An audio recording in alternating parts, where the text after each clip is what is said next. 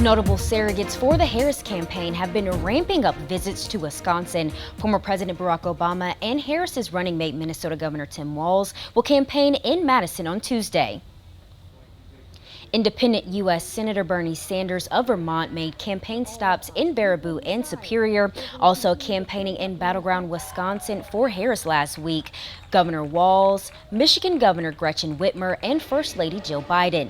Sanders attempting to draw a contrast on what he says will be a path forward on improving conditions for working-class families. The Independent also speaking to the growing number of prominent Republicans now backing Harris.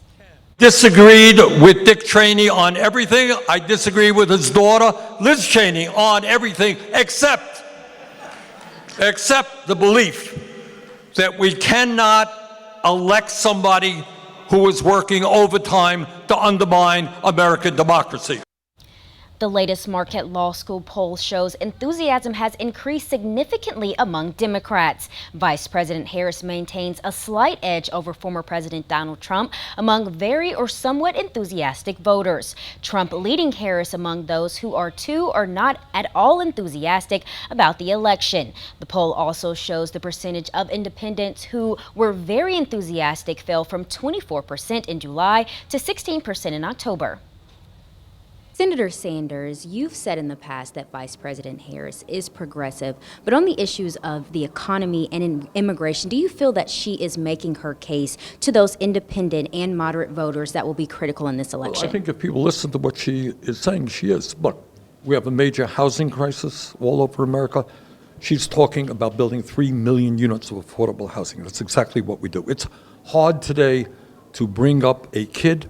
It's expensive. She's talking about making permanent and expanding the child tax credit, which is going to go a long way to lower childhood poverty in America.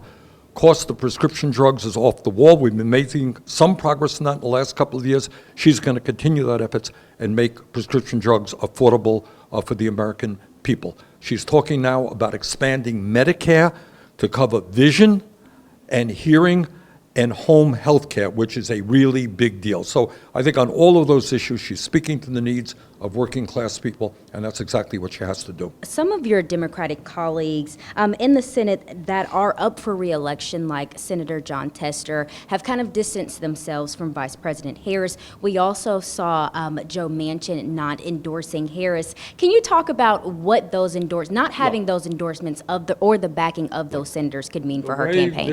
As you know, we have an electoral college, and every state will cast their ballots, and Wisconsin is going to be pivotal.